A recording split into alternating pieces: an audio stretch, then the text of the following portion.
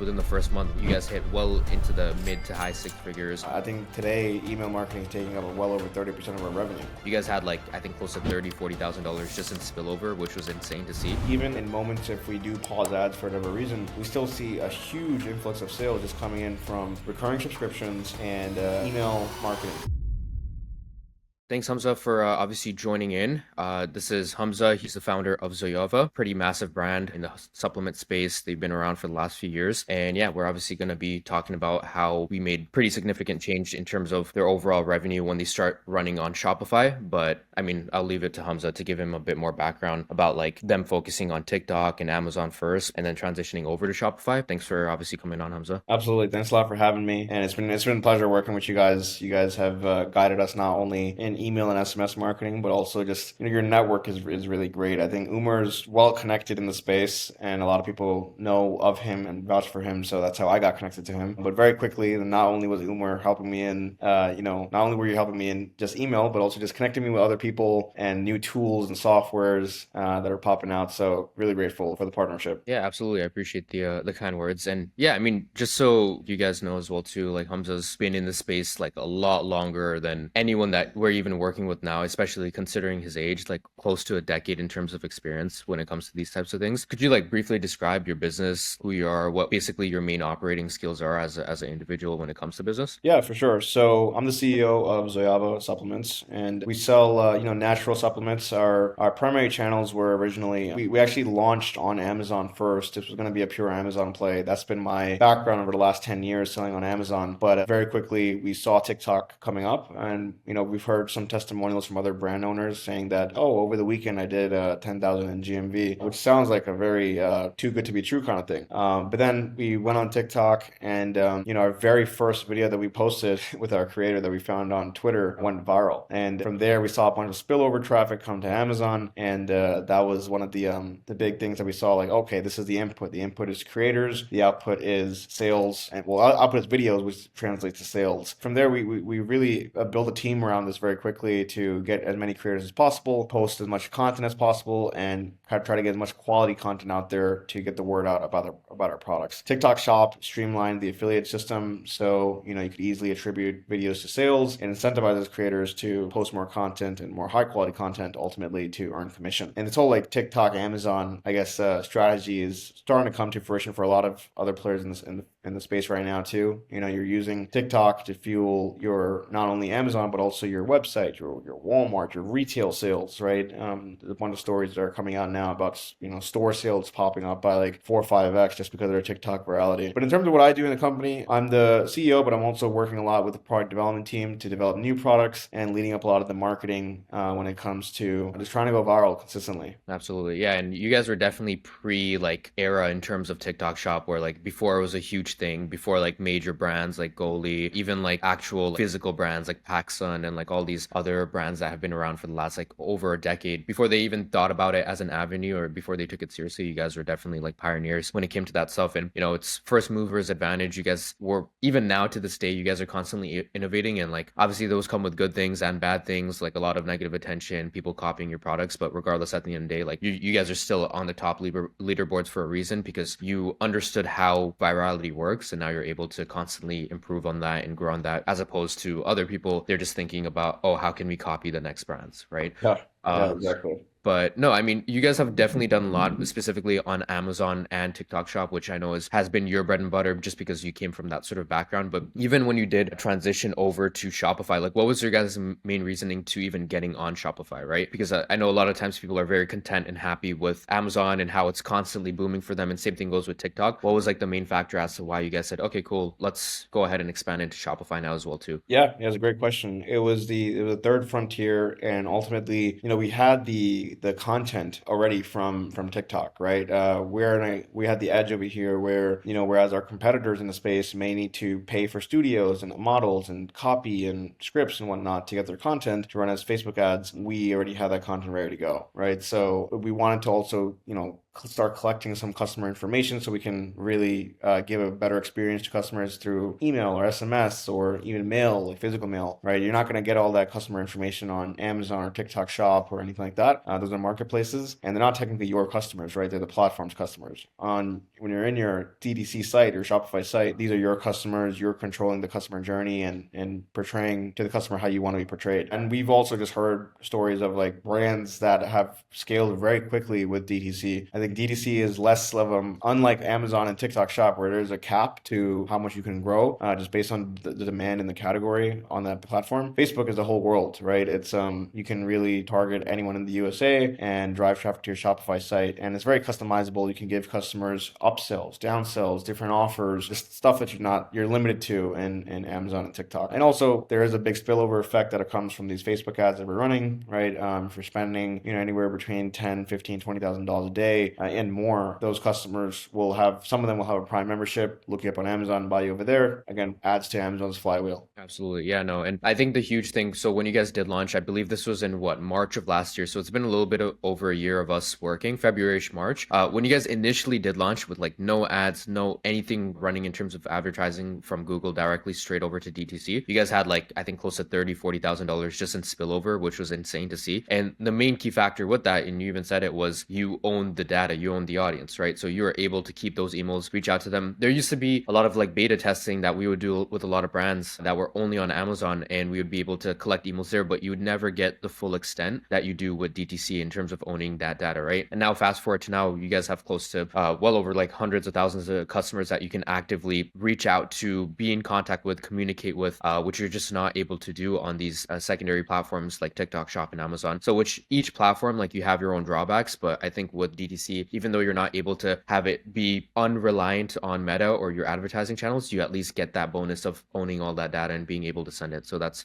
great. It's a great point. Like even on in moments if we do pause ads for whatever reason, we still see a huge influx of sales just coming in from recurring subscriptions, email marketing, right? That's been a key factor to our growth on Shopify. I think today email marketing is taking up well over 30% of our revenue, right? Of the entire Shopify piece. And what's good about that is it maintains very consistently, right? You have your flows to help capture those visitors into customers, but then you also have your campaigns. And there's always a new campaign that you guys are launching every week, and it helps us resonate with the customers too. Like on Amazon and TikTok, you're not able to take advantage of a spring sale coming up or a Mother's Day sale coming up, or you're limited to whatever Amazon and these platforms give you. On your own site, you can create a new sale of your own kind that you'd like to do, right? And be different and really connect with the customer on an intimate level. 100%. Just to touch on that, like you guys previously to working with us, you guys didn't really have an email agency because this was like a shot in the dark. All right, we'll launch on Shopify. Let's see how much of an effect email can really have. And obviously within the first couple months, or not even first couple months, within the first month, you guys hit well into the mid to high six figures in terms of overall revenue. And then a lot of that spillover came into email marketing as well too. But then as time went on, it wasn't like a single month boost. As you guys basically continued to scale, we sort of held at that 25, 30, even upwards of 35, 40% certain months as well too, when you guys were doing different initiatives. But yeah, what was like the before and after working with us? Like, have you worked with an email agency in the past before? What was that main needle movement? Yeah, I think I got really lucky because you were the first email marketing agency that I worked with. You became a one-stop shop for me, right? Like I didn't need to worry. I didn't need to think. And I'm not just saying this because we're on this call or like, you're my boy or anything like that. Like I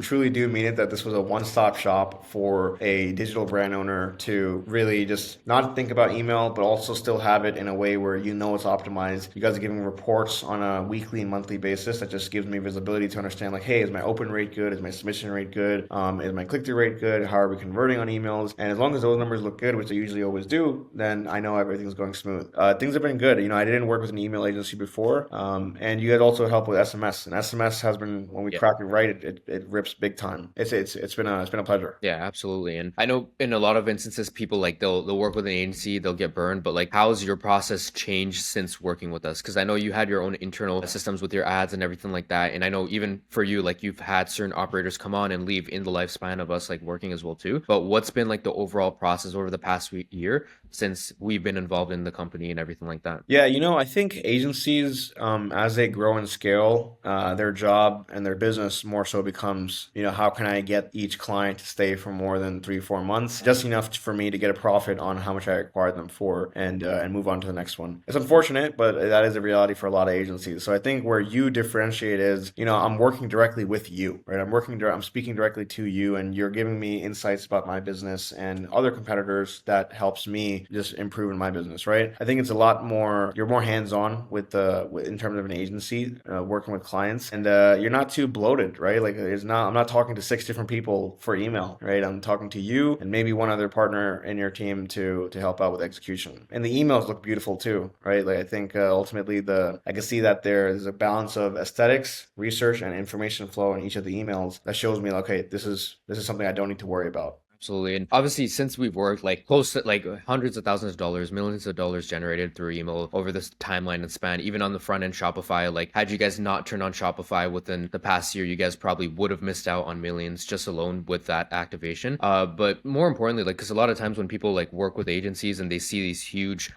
increases in revenue and stuff, they think like, oh shoot, like, oh, why can I'm going to have to spend 3, 4, 5 hours per day just even like getting them in tune to understand what my company is, what it does. Like, what was the time commitment when it comes to us working? Because like I'd say in the initial part of it, it was pretty difficult for us as well too. But we did our best as job as possible to like make sure that we asked all the necessary things, and then after that, like we wanted you to be hands off. We never want to be like poking you every so often, like 2, 3 a.m. Hey, listen, before this goes out, I want to make sure that it stays on point, everything like that. So what was the time commitment like in terms of that? It was very seamless. It was more so just like you guys asked just very initially, like, what are all your products? You asked us that anytime we're launching a new product, just give you a heads up. And also, I think just very initially, we gave you a content brand book that just shows you like our logo and like, our branding and our feel and tone of our brand so that you guys can craft up the best emails possible. And then from there, like, I didn't need to tell you guys that, like, hey, we need to put up a Mother's Day sale, or we need to put up a spring sale, or we need to put up a Black Friday, Cyber Monday sale. You guys are already on it and it's already done. I don't need to think about it. And what I also like is that in the event that I have an idea that I think we should run, you guys are pretty quick to execute it, right? In the form of a campaign or a flow, and that helps out a lot too. New products very easily seamlessly integrate into your campaigns, and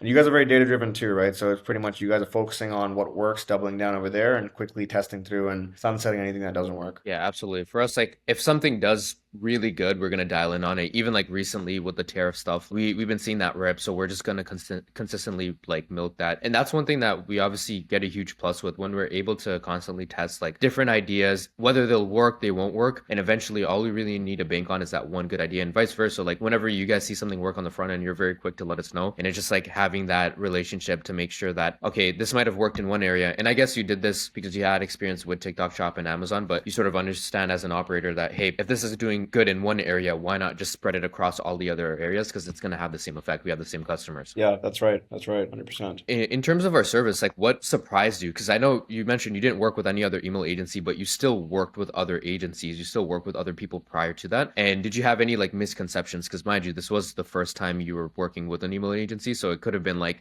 like those bogus agencies that are just like, oh, like even for example, CRO is a really good agency model, but when you start working with someone that isn't as good, they could end up wasting, 6, 7 months of your time, right? So what were some things that surprised you, as well as main misconceptions you had overall about like emails in general? Yeah, I think the one thing that surprised me is how consistent email revenue is. No matter if we're going hard on ads and bringing in more traffic, email is very consistently going to have that anywhere between, if we're going very aggressive for traffic, the most it'll drop down to is 15% of revenue. But again, that number amount always goes higher. There's that range between 15 to 40% of overall Shopify revenue. Like that doesn't change. That was very shocking to me. Ultimately, I think in terms of working with your agency in particular, just how hands-on you as a founder are with the clients and helping them. Not only did you help us on the business side, but also on the partnership side. So, for example, we had some payment processing issues. You introduced us to a partner who we still use to this day for our current business and other businesses as well. And that work just helps so much. It's so much about who you know, and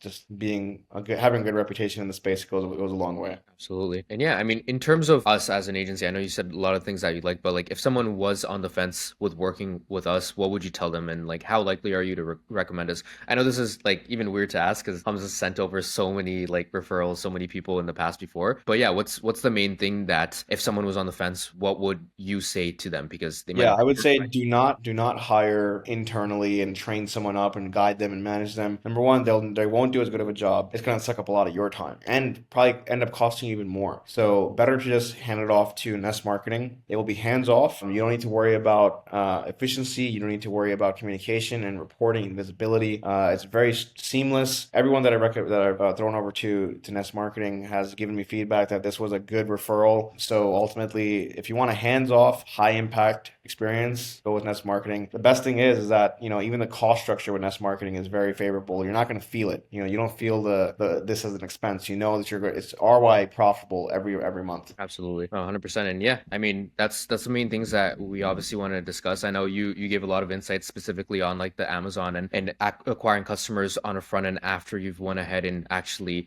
built up your brand on those other platforms. And I really do appreciate obviously the kind words that you said about us, but like even in terms of base numbers from you guys starting in March of 24 on Shopify, even though you had all that background with Amazon and TikTok Shop, you've been able to do millions and millions of dollars just on that one platform, that one channel alone, which by the way, a lot of times people do the inverse. People will start on Shopify first, scale that up, and then they'll struggle so bad to get on TikTok and Amazon, right? By you obviously doing the inverse and opposite, being able to just cut so many things in half, build your team out and use that same team on all those different channels. And, even for us, like we see it on a day-to-day basis where everyone else on the team's working on different things. But more importantly, you guys are still keeping the one main goal in mind, which is Soyova or your supplement brand as a whole is constantly able to grow in different verticals in different areas, whether it's this one product or another product, or there's probably going to be another hero product 3 months from now that's going to take the world by storm. And you'll Yeah. have like 1,000 copycat brands. But Yeah.